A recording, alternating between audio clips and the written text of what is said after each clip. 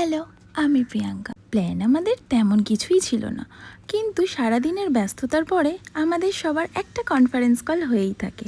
সেই কলের মাঝেই একটা কথা, চল একটু চা খেয়ে আসি।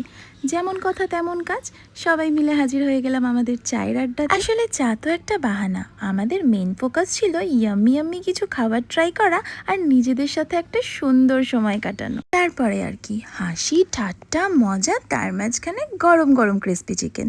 আর দিদির ছিল এখানে ভেজ, তো দিদির ভেজ আইটেমটা আসতে বেশ কিছু সময় লাগছিল, তার জন্য দিদিকে এখানে অনেকক্ষণ অপেক্ষা করতে হয়েছিল।